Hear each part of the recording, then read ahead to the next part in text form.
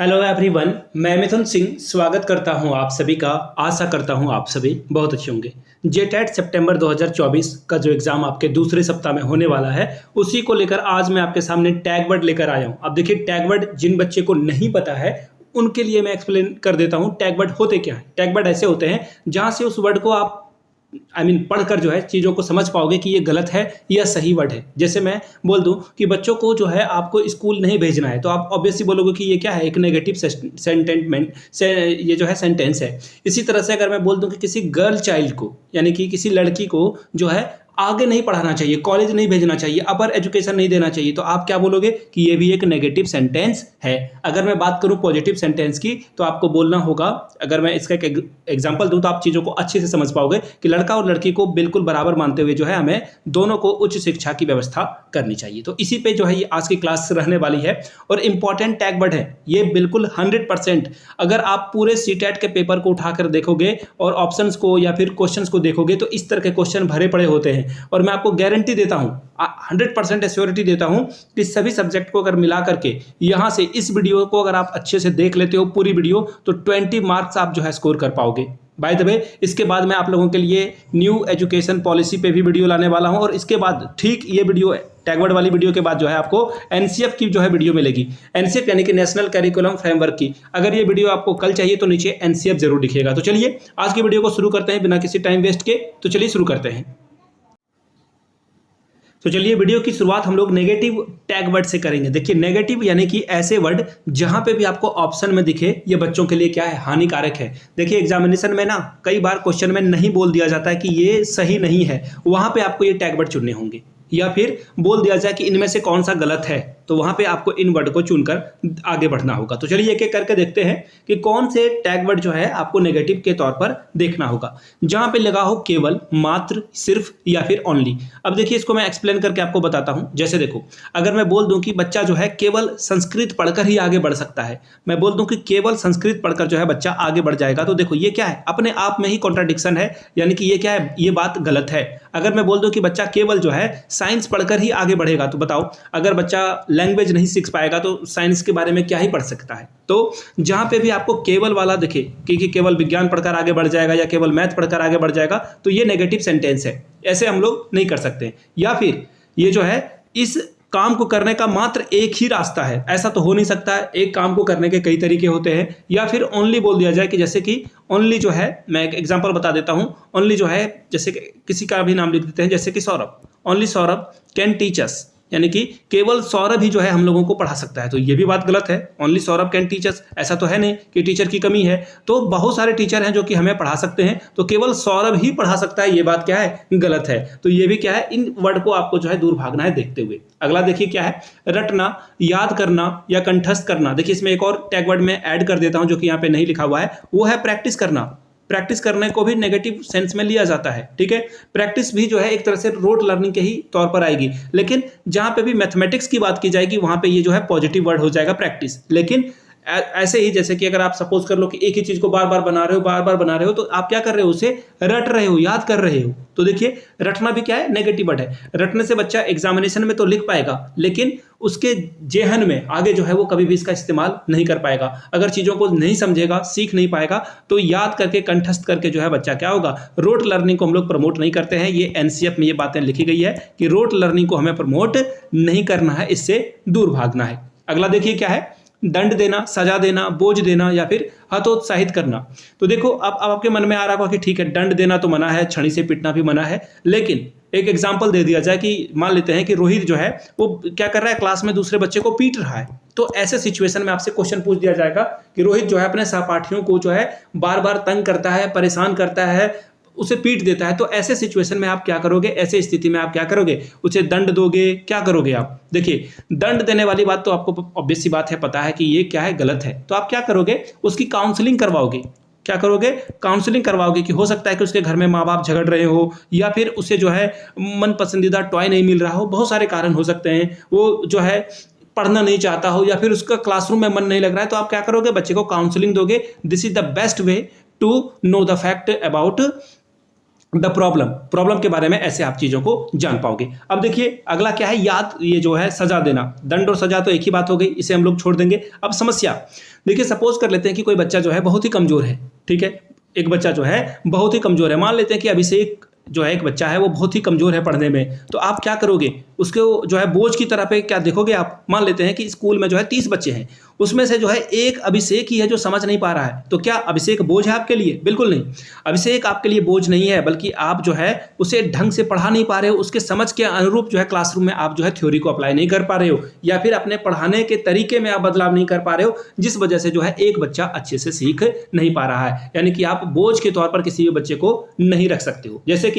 आप हतोत्साहित नहीं करोगे बच्चे को, जैसे अभिषेक है, आपने अभिषेक को एक मैथ सिखा रहे हो, ठीक है, एक मैथमेटिक्स का जो है आप फॉर्मूला सिखा रहे हो, या फिर कोई एक मैथ सिखा रहे हो आप, तो सपोज कर लो कि आपने 50 मरतबा जो है उसे सिखाया और वो फिर भी नहीं सीख पाया उस चीज़ को, तो आप क्या करोगे, आप बोलोगे कि अभिषेक तुम बेकार जो है स्टूडेंट हो, तुम ये नहीं सीख पाओगे, मैथ तुम्हारे बस की नहीं है। इस तरह के सेंटेंस को फिर भी आप यूज नहीं करोगे, आप जो है अलग तरीके से जो है कोशिश करोगे कि अभिषेक को ये बात समझ में आ जाए। अगला देखिए क्या है, पुस्तक केंद्रित। पहले शिक्षक केंद्रित को बाद में हम लोग करेंगे, पहले जो हम लोग पुस्तक केंद्रित पे बात कर लेते हैं। देखिए बुक सेंट्रिक, यानी कि बुक में जो बातें लिखी गई है उसी के अनुरूप, बिल्कुल नहीं। जैसे कि एक एग्जांपल मैं देता हूं, सपोज कर लो कि बच्चे को आपने बताया कि जो है ऐसे ऐसे जो है, सपोज कर लेते हैं कि हम लोग जो है उसे जो है पढ़ा रहे हैं कि बीज से जो है पौधा कैसे बनता है, ठीक है, बीज से जो है पौधा कैसे बनता है। तो एग्जाम आपके जो बुक में है, बुक में लिखा गया है आम के पौधे के बारे में। आम के गुठली को अगर आप जमीन के अंदर जो है रख दोगे, तो उसमें जो है बहुत सारा पानी वगैरह दोगे, तो वो क्या होगा, एक पौधा बन जाएगा। ये बुक में एग्जाम्पल दिया हुआ है। तो जरूरी नहीं कि बच्चा के पास आम की ही गुठली हो सकता है कि वो कटहल के बीज को भी जो है रोप करके जो है आगे बढ़ सकता है, चीज़ों को सीख सकता है, या फिर अन्य 1000 तरह के बीज हैं, आपको भी पता है कि उसे जो है बच्चा जो है अपने रियल लाइफ में यूज कर सकता है। तो सिर्फ बुक वाली चीज़ों को ही बच्चा सीखे ऐसा नहीं है। और आपको भी पता है कि बच्चा जो है लैंग्वेज कहाँ सीखता है, अपने सबसे पहले माँ बाप से सीखता है, फिर समाज से सीखता है और आगे बढ़ता है। तो कहने का मतलब यह है कि सिर्फ बुक से ही सीखा जा सकता है, ऐसी बात नहीं है। देखना, सपोज कर लो मैं कीर्तन की बात करता हूँ या फिर नमाज की बात करता हूँ, तो बच्चा जब अपने माँ पिताजी के साथ मंदिर या फिर मस्जिद में जाता है या फिर वो चर्च में जाता है, तो वहाँ पे जो है वो दूसरे को देखकर, दूसरे के एक्टिविटी से जो है चीज़ों को सीख पाता है। जरूरी नहीं कि स्कूल में ये बातें उसे सिखाई जाए। तो कहने का मतलब है कि सिर्फ पुस्तक से जो है सीखा जाए, ऐसा नहीं है। हम लोग जो है छात्र केंद्रित चीज़ों को रखेंगे, लेकिन फिलहाल अभी जो है उसके बारे में आगे मैंने पॉजिटिव वर्ड में रखा है। अब देखिए शिक्षक केंद्रित। शिक्षक केंद्रित का मतलब हुआ कि शिक्षक के ऊपर पूरा ध्यान जाए, शिक्षक कैसे पढ़ाएगा, शिक्षक कैसे कंट्रोल करेगा क्लासरूम को। नहीं, देखो कंट्रोल वाली वर्ड जैसे ही आ जाए तो ये क्या है, ये भी एक नेगेटिव वर्ड है। तो यानी कि शिक्षक कंट्रोल नहीं कर सकता है क्लासरूम को। तो क्लास को कौन कंट्रोल करेगा? क्लास को कंट्रोल कोई नहीं करेगा। देखो डिक्टेटरशिप कहीं नहीं आएगी। एक्चुअली में जो शिक्षक हैं वो क्या करेंगे, कोशिश करेंगे कि किसी तरह से जो है इन्वायरमेंट को, यानी कि स्कूल के क्लासरूम के वातावरण को क्या किया जाए, ऐसा बनाया जाए जहाँ पे बच्चे जो है निडर होकर सवाल पूछ सकें और शिक्षक उनके जिज्ञासा को शांत कर पाए। सपोज कर लेते हैं कि कोई बच्चा पूछता है कि हेलीकॉप्टर जो है आसमान में क्यों उड़ता है, हम लोग क्यों नहीं उड़ पाते हैं। तो आप क्या करोगे, बच्चों को अच्छे प्रॉपर तरीके से समझाओगे। या फिर बच्चा एक छोटा सा एग्जांपल लेता है कि पानी में जो है जो एक कील है, छोटी सी कील है, वो डूब जाती है लेकिन जहाज नहीं डूबता है। तो सर इसका क्या कारण है? तो आप उसे डेंसिटी समझाओगे कि डेंसिटी का क्या मतलब है। तो ऐसे आप चीज़ों को समझा सकते हो, ठीक है। अब बात करते हैं खाली स्लेट की। देखिए, अगर आपको लगता है कि आप बहुत बड़े विद्वान शिक्षक हो तो आपकी ये गलतफहमी है। आप इतना जान लो कि कोई भी ब्लैंक स्लेट नहीं है। ब्लैंक स्लेट का मतलब यह है कि कोई भी बच्चा जो है ऐसा नहीं कि उसे कुछ नहीं आता है। अगर वो खुद से अपने खाना को खा पा रहा है, अपने प्लेट को जो है बेसिन में रख पा रहा है, तो ये भी क्या एक नॉलेज है, ये भी क्या एक लेसन है। तो कोई भी बच्चा जो है ब्लैंक स्लेट के तौर पर स्कूल में नहीं आता है। और आप इतना समझ लो कि आप सिर्फ एक जरिया हो, फैसिलिटेटर हो। टीचर आप नहीं हो, एक फैसिलिटेटर हो। याद रखिएगा, you are a facilitator. Facilitator यानी कि जो फैसिलिटी प्रदान करता है, बच्चों को बताता है। तो बच्चा क्या है, खाली स्लेट नहीं है। अब देखिए, कोरी पट्टी, दोनों का एक ही मतलब हो गया कि ये जो पट्टी वगैरह होती है, बच्चा ऐसा नहीं है। वो स्कूल जाने से पहले बहुत सारी चीज़ों को सीख कर आता है। पैंट कैसे पहनना है, बैग को कैसे टांगना है, बैग से जो है चीज़ों को कैसे निकालना है, पेंसिल को कैसे शार्प करना है, बहुत सारी चीज़ें बच्चे जो है घर से ही सीख लेते हैं। तो ऐसा है, आप उसे खाली स्लेट की तरह जो है स्कूल में ट्रीट नहीं कर सकते हो। अगला है बहुत ही इंपॉर्टेंट, और यहाँ से मैं आपको गारंटी देता हूँ कि 2 या 3 नंबर के सवाल आपको एग्जामिनेशन में देखने को मिलेगा। क्या है? लैंगिक असमानता। जैसे मैं सपोज कर लूँ, मैं पहले लड़के के एग्जाम्पल से स्टार्ट करता हूँ, ठीक है। जैसे मैं बोल दूं, एक्चुअली ये जेटेट में एग्जाम में क्वेश्चन आया था, इसलिए मैं आपको ये समझा रहा हूँ, लड़के से इसकी शुरुआत कर रहा हूँ। एक संगीत जो है समारोह होने वाला या फिर एक संगीत प्रतियोगिता होने वाला है जिला स्तर पर, तो हर स्कूलों से जो है बच्चों को इनवाइट किया गया कि आप अपने स्कूल से जो है कुछ बच्चों को भेजो, स्टूडेंट को भेजो जो कि संगीत जो प्रतियोगिता है उसमें शामिल हो पाए। तो एक शिक्षक ने क्या किया, बहुत सारी लड़कियों को जो है इस पार्टिसिपेशन के लिए भेज दिया। तो उनसे पूछा गया कि आपने सिर्फ लड़कियों को क्यों चुना, एक दो लड़के भी तो ऐसा होंगे जो कि अच्छा सा गाना गा सकते हैं। तो आप बोलते हो नहीं नहीं लड़कियां जो है अच्छा गाती है। तो देखो यहाँ पे आपने क्या किया, जेंडर बायसनेस दिखाया, ठीक है, भेदभाव आपने दिखाया, फिर लैंगिक भेदभाव दिखाया, लैंगिक असमानता दिखाई। कहने का मतलब है कि सिर्फ लड़कियां अच्छा गाना नहीं गा सकती है, लड़के भी अच्छा गाना गा सकते हैं। अब आते हैं लड़की के ऊपर। सपोज कर लो कि आप जो है एक लड़के और एक लड़की के पापा हो या फिर मम्मी हो। आप क्या करते हो कि लड़के को अच्छे से जो है बड़े बड़े स्कूलों में दाखिला दिलाते हो, प्राइवेट स्कूल में दाखिला दिलाते हो, लड़की को आप जो है बहुत ही कम एजुकेशन देना चाहते हो, उसे ट्यूशन्स नहीं देते हो। एक्चुअली ट्यूशन भी नेगेटिव वर्ड है। हाँ, एक और बात आगे बढ़ेंगे उससे पहले मैं बता दूं, ट्यूशन देना, बच्चों को ट्यूशन देना भी एक क्या है, नेगेटिव वर्ड है, ठीक है।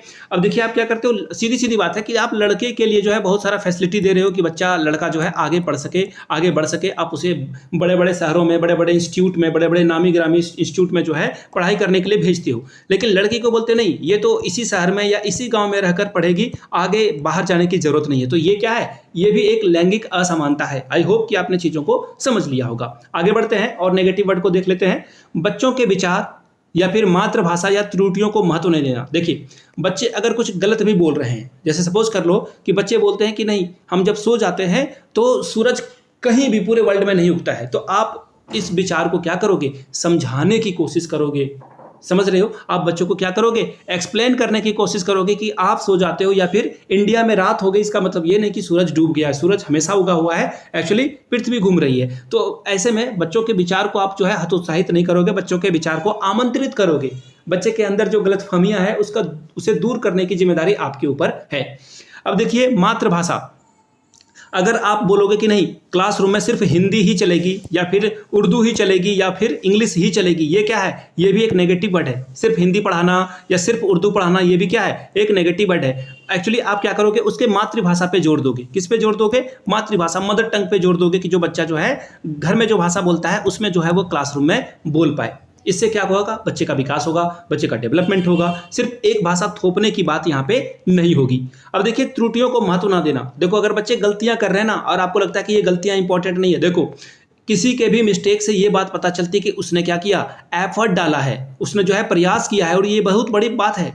अगर कोई प्रयास कर रहा है 100% के साथ, दैट मीन्स वो तो जानने के लिए इच्छुक ही है। तो ऐसे में आप क्या करोगे, त्रुटियों को महत्व देना बहुत इंपॉर्टेंट है। गलतियां बच्चा करेगा तभी तो सीख पाएगा। वो बोलते हैं गलती जो इंसान नहीं करेगा वो क्या ही सीख पाएगा। समझ रहे हो। आगे देखिए निष्क्रिय यानी कि इनएक्टिव होना। देखो क्लासरूम में कोई बच्चा जो है क्लासरूम में तो है बैठा, वो फिजिकली वहां पे बैठा हुआ है, यानी कि शारीरिक तौर पर वो तो क्लासरूम में बैठा हुआ है, लेकिन मन उसका कहीं बाहर में घूम रहा है। मन में वो है, वो सोच रहा है कि जलेबी खाना है मुझे, या फिर घर जाऊंगा तो फटाफट टीवी देखूंगा।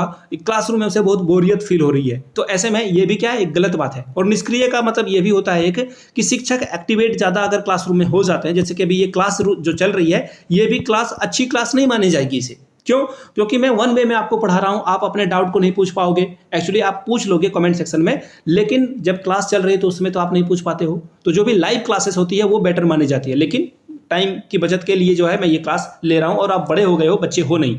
तो निष्क्रिय का मतलब ये हो गया कि वहां पे क्लास में टीचर ज्यादा एक्टिवेट नहीं बल्कि बच्चे भी एक्टिवेट होंगे, सभी एक्टिवेट होंगे तभी शिक्षा अच्छे से ग्रहण कर पाएंगे। आगे देखिए, पढ़ाने का मकसद ये नहीं होना चाहिए कि बच्चे को रोजगार मिल जाए, व्यवसायिक बिजनेस कर ले वो, या फिर उच्च शिक्षा पढ़ने के लिए जो है आगे चला जाए, या फिर ग्रेड अच्छा मिल जाए उसे, या फिर परीक्षा पास करने के लिए जो वो पढ़ रहा है। देखिए पढ़ने का मतलब ये होता है कि आप अच्छे सिटीजन बनो।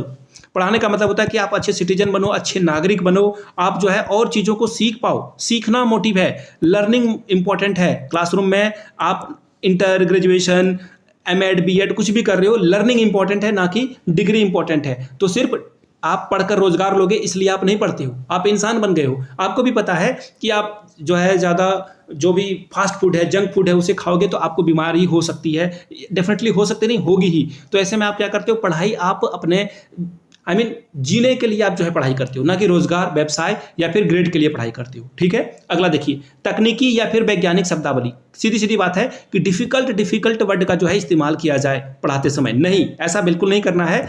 बिल्कुल सरल भाषा में, सिंपल लैंग्वेज में जो है बच्चों को सिखाया जाए। ठीक है, और खास करके अगर एग्जाम्पल ऐसा दिया जाए जिससे वो रिलेट कर पाए। रिलेट करने का मतलब है जैसे कि वो अपने घरों के आसपास उन चीज़ों को देख पाए। आप जो है बार बार दुबई का एग्जाम्पल दे रहे हो तो बच्चा क्या सीख पाएगा? आप उसे गांव में जो है वो बैलगाड़ी देख रहा है, बैल देख रहा है ना, बकरी देख रहा है, या फिर खेती होते हुए वो देख रहा है ना, या फिर ट्रैक्टर देख रहा है।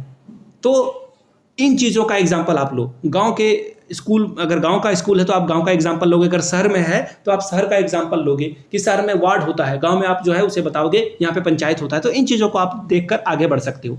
सीमित, कभी भी आप लिमिटेशन नहीं लगाओगे बच्चों के सीखने पे। ठीक है, जैसे मैं एक एग्जाम्पल देता हूँ, जो एसिड बेसिस सॉल्ट है या फिर अम्ल क्षार या लवण है, इसे आप किस क्लास में पढ़ाते हो? 7 में ये पढ़ा, ये जो है ये 7 क्लास के एनसीईआरटी में है। इसके बाद ये 7th के बाद जो है आपको 10th में भी देखने को मिलता है। तो कहने का मतलब है कि अगर बच्चा 7 क्लास में है और अम्ल क्षार के बारे में कुछ आगे की चीज़ें पढ़ रहा है या पूछ रहा है आपसे, तो आपकी जिम्मेदारी बनती है कि आप उसे सीमित नहीं रखोगे, बल्कि उसे जो है जो भी उसकी इच्छा है, भूख है, उसे पूरा करने की कोशिश करोगे। ज्ञान की भूख को आप पूरा करोगे। व्याख्या देना यानी कि लेक्चर देना, ये हमेशा से गलत है। अभी मैं आपको व्याख्या मेथड से ही पढ़ा रहा हूँ, लेक्चर मेथड से ही पढ़ा रहा हूँ, ये क्या है? गलत है। इस तरीके से जो है आपको बचना होगा। आगे देखिए, अब पॉजिटिव वर्ड्स की जो है शुरुआत हो गई है। पॉजिटिव वर्ड्स यानी कि सबसे पहले क्या है? Holistic development. इंग्लिश में से होलिस्टिक डेवलपमेंट बोलेंगे। बाय द वे, जिनको इसकी नेगेटिव और टैगवर्ड और पॉजिटिव टैगवर्ड की जो है क्लास इंग्लिश में चाहिए होगा तो नीचे कमेंट करके इंग्लिश लिखिएगा। इंग्लिश मीडियम वाले बच्चे मुझे पता है बहुत सारे होंगे, तो इंग्लिश लिखिएगा, तो इसके लिए एक इंग्लिश से जो है वीडियो बन जाएगी। तो देखिए, सर्वांगीण विकास यानी कि सभी का जो कंप्लीट डेवलपमेंट है उस पर ध्यान देना है आपको। बच्चा अगर म्यूजिक भी सीख रहा है और स्पोर्ट्स में भी जो है पार्टिसिपेशन कर रहा है, मैथ्स भी पढ़ रहा है, और या फिर और भी कोई सब्जेक्ट पढ़ रहा है, सब्जेक्ट की नॉलेज उसकी अच्छी है, दुरुस्त है, तो कहने का मतलब ये हो गया कि आपको जो है उसके ओवरऑल डेवलपमेंट पे ध्यान देना है। अब देखो, सबसे इंपॉर्टेंट, करके सीखना या फिर learning by doing. Learning by doing का मतलब क्या है कि बच्चे को आपको जो है एक्टिव पार्टिसिपेशन कराना है। लर्निंग बाय डूइंग का मतलब ये हो गया कि आप बच्चे को जो है छूट देते हो कि वो खुद से करे और चीज़ों को देख पाए। जैसे सपोज कर लेते हैं कि पत्ते के अंदर जो है बहुत सारे छोटे छोटे छेद होते हैं, या फिर आपके शरीर में बहुत सारे छोटे छोटे छेद हैं, पोर हैं, उससे जो है पसीना निकलता है। तो ये सब एग्जांपल आप बच्चे को दिखा सकते हो कि देखिए, आप अगर दौड़ कर आते हो तो आपके शरीर में पसीना आता है, छोटे छोटे छेद हैं। तो इन चीज़ों को आप खुद से उनको देखने के लिए जो है मजबूर कर सकते हो। तो इससे जो है मजबूर तो नहीं करोगे, बट उसे जो है क्या बोलते हैं, मोटिवेट कर सकते हो कि वो चीज़ों को सीखे। अब अगला देखिए, सम्मान, लगाव या प्रोत्साहन। अगर बच्चा अच्छे से किसी सब काम को करता है तो आप लिखते हो ना, वेरी गुड। देखो, जो ट्यूशन वगैरह पढ़ाते हैं तो वो लिखते हैं, या स्कूल में जो भी पढ़ा रहे हैं टीचर, वो लिखते हैं वेरी गुड। और यहाँ नीचे में जो है स्माइली वगैरह आप बना देते हो, है ना। बच्चा जो है एक्चुअली जब नोटबुक खत्म हो जाता है तो गिनता है कि उसे कितने वेरी गुड मिले हैं। और लगाव, बच्चे के प्रति लगाव होना चाहिए, अलगाव नहीं होना चाहिए। देखिए, अलगाव एक नेगेटिव वर्ड है, यानी कि आप बच्चे को क्या करोगे? फील गुड कराओगे, बच्चे से आप अच्छे से इन्वायरमेंट से जो है बात करोगे। अगला है प्रोत्साहन। अगला क्या है? प्रोत्साहन। बच्चे को आप क्या करोगे? मोटिवेट करोगे कि आप ऐसा कर सकते हो, यू कैन डू इट। ऐसे चीज़ों को आप जो है क्या करोगे? एक्टिवेट करोगे। अगला है जिज्ञासा, क्यूरियोसिटी। इंग्लिश वाले जो है ये ध्यान में रखिएगा, क्यूरियस होना, यानी कि अगर बच्चा जो है क्यूरियस है, ईगर है ना, किसी चीज़ को जानने के लिए, तो ये आपकी जिम्मेदारी है या आपकी अकाउंटेबिलिटी है कि बच्चे को आप क्या करो? उसके जिज्ञासा को शांत करो। मैंने अभी एक एग्जाम्पल दिया था इससे ठीक पहले कि एक कील जो है नीचे पानी में डूब जाती है, लेकिन एक जहाज जो है पानी में तैरता रहता है, इसका क्या वजह है? तो ये ऐसे अगर सवाल बच्चे पूछ रहे हैं तो आप उसको क्या करोगे? मोटिवेट करोगे। अब देखिए, जो इंपॉर्टेंट है, बाल केंद्रित। बाल केंद्रित का मतलब हो गया कि बच्चे के बारे में सोचकर जो है चीज़ों को तैयार करना। देखिए, बच्चों को सोचकर जो है सिलेबस तैयार किया जाता है या पाठ्यक्रम तैयार किया जाता है, तो ये बाल केंद्रित है। ये क्या है? बाल केंद्रित है। दूसरी बात, बच्चों को देखकर ही जो है बुक में बदलाव किया गया है। बुक में क्या बदलाव किया गया है तो देखोगे, अब उसमें आपको बहुत सारे पिक्चर देखने को मिलेंगे, एमसीक्यू देखने को मिलेगा, फिल इन द ब्लैंक्स देखने को मिलेगा, है ना, fill in the blanks, match the following. तो ये सब जो मैच द फॉलोइंग वगैरह यानी कि मिलान करें, ऐसे प्रश्न आपको देखने को मिलेगा, कार्टून देखने को मिलेगा। तो ये बच्चों को ध्यान में रखकर देखो बुक बनाए जा रहे हैं, सिलेबस बनाए जा रहे हैं, स्कूल का डिज़ाइन तैयार किया जा रहा है। स्कूल में जो है बहुत सारे ड्राइंग आपको देखने को मिलता है। अगला है व्यवहारिक कुशलता, यानी कि बच्चे के अंदर जो है बिहेव करने की कुशलता आ जाए, इसको भी आप क्या करोगे? अप्रिशिएट करोगे। अब देखिए, वास्तविक यानी कि दैनिक जीवन में करना, रियल लाइफ से बच्चों को जोड़ना। मैंने इसका एग्जांपल आपको पहले भी दे दिया था कि बच्चा अगर अपने क्लासरूम में चीज़ों को देखकर सीखता है तो अच्छी बात है, अदरवाइज आप उसे क्या करोगे, घर के एग्जाम्पल दोगे, गांव का एग्जाम्पल दोगे, शहर का एग्जाम्पल दोगे। अगला देखिए क्या है, लोकतांत्रिक या फिर प्रजातांत्रिक वातावरण। देखिए टीचर यहाँ पे डिक्टेटरशिप या फिर डिक्टेट नहीं कर सकता है। बच्चे जो है उनके अंदर जो सवाल आ रहे हैं या फिर कोई वो अच्छा लग रहा है कि सर आप ये सब्जेक्ट जो है ठीक से नहीं पढ़ा रहे हो, किसी दूसरे तरीके से पढ़ाओ, अगर ऐसा बच्चा बोल देता है तो आपको उस बच्चे को अप्रिशिएट करना है। क्या करना है, अप्रिशिएट करना है और लोकतांत्रिक वातावरण को देखते हुए आगे बढ़ना है। अगला देखिए क्या है, समावेशी शिक्षा। मैंने इसके बारे में आपको पहले भी बताया है। समावेशी शिक्षा का मतलब है कि आप सभी को साथ लेकर चलोगे। अगर कोई देख नहीं सकता वो अगर आपके क्लास में है तो भी आप उस ब्लाइंड पर्सन के लिए जो है क्या करोगे, उसको भी क्लास में रखोगे। अगर कोई एवरेज बच्चा है उसे भी आप क्लासरूम में रखोगे, अगर कोई तेज बच्चा है उसे भी आप क्लासरूम में रखोगे। कहने का मतलब है लड़का हो लड़की हो, जेंडर के आधार पर, लिंग के आधार पर आप भेदभाव नहीं करोगे। अगर कोई बच्चा देख नहीं पा रहा है, पढ़ नहीं पा रहा है, उसके आधार पर भी जो है आप भेदभाव नहीं करोगे। यानी कि क्लासरूम में सभी को शामिल करोगे। इंक्लूसिव एजुकेशन का यही मतलब है। अगला है देखिए टीएलएम, यानी कि आप क्लासरूम में कोशिश करोगे कि रेडियो से भी जो है बच्चों को दिखा सकते हो कि ये रेडियो के माध्यम से, यानी कि ऑडियो विजुअल के माध्यम से भी पढ़ा सकते हो, या फिर वीडियो के माध्यम से भी जो है आप चीज़ों को दिखा सकते हो। टीवी दिखा सकते हो, स्मार्ट बोर्ड के माध्यम से पढ़ा सकते हो, तो इंटरनेट के माध्यम से, लैपटॉप से, इन चीज़ों से आप बच्चों को पढ़ा सकोगे तो बच्चा अच्छा एक्टिवेट होगा क्लासरूम में, उसे बोरियत महसूस नहीं होगी। अगला है संसाधन, यानी कि बच्चे के पास अधिक से अधिक संसाधन। जैसे देखो अगर क्लास में, स्कूल में जो है सीढ़ियाँ है, साथ में रैंप भी बना हुआ है। रैंप यानी कि जो बच्चा चल नहीं सकता है, जो व्हील चेयर पे आ रहा है, तो रैंप पे वो आसानी से जो है अपने व्हील चेयर को लेकर जा सकता है। तो कहने का मतलब है स्कूल में अगर रैंप हो, लाइब्रेरी हो, तो इससे बच्चा जो है चीज़ों को क्या करेगा, जल्दी जल्दी सीख पाएगा। संसाधन का और भी बहुत सारे इस्तेमाल हो सकते हैं कि अगर स्कूल में प्लेग्राउंड हो तो बच्चा अच्छे से सीख पाएगा। तो कहने का मतलब यह है कि जितना ज़्यादा संसाधन हो, टॉयलेट हो अच्छे से, तो बच्चा अच्छे से सीख पाएगा। विभिन्न संदर्भों में भाषा का प्रयोग, जैसे कि कुछ ऐसे क्वेश्चंस, कुछ ऐसे टॉपिक्स आते हैं जहां पे आप जो है अलग अलग संदर्भ में उनके मदर टंग का यूज करोगे। क्या यूज करोगे, मदर टंग का। इससे जो है बच्चा आगे अच्छे से सीख पाएगा। अब देखो एक ही काम को अलग अलग एक्टिविटी से भी करके सीखा जा सकता है। जैसे कि अगर मैं क्लासरूम में बच्चे को जो है फोटोसिंथेसिस यानी कि प्रकाश संश्लेषण के बारे में पढ़ा दूं और उसके लिए जो है उसे अलग अलग एक्टिविटी करके भी दिखवा दूं तो बच्चा जो है अच्छे से सीख पाएगा। तो आई होप कि आपको ये नेगेटिव और ये जो टैग वर्ड है ये अच्छे से समझ में आ गया होगा। वीडियो अगर आपने यहाँ तक देख ली है तो आप नीचे कमेंट करके लिखोगे टैग वर्ड और इस टैग वर्ड क्वेश्चन। तो मैं इसके लिए जो है आपके लिए रियल लाइफ के क्वेश्चन लाऊंगा कि एग्जाम में इससे कैसे क्वेश्चन बनते हैं। ये तो शॉर्ट वीडियो थी ताकि आप चीज़ों को याद कर पाओ, देख पाओ, समझ पाओ। और टैग वर्ड क्वेश्चन में जो है आपको प्रैक्टिकल नॉलेज मिलेगी कि क्वेश्चन यहाँ से कैसे बनते हैं। तो ये क्लास यहीं तक रहेगी। इस क्लास को ज़्यादा से ज़्यादा लाइक करें, इस वीडियो को शेयर करें, अपने दोस्तों के भी साझा करें जो कि जेटेट की तैयारी कर रहे हैं। और पहली बार चैनल पे आए तो चैनल को सब्सक्राइब करते हुए आपको जाना है। वीडियो को यहाँ तक देखने के लिए आप सभी का बहुत बहुत शुक्रिया। Have a good day.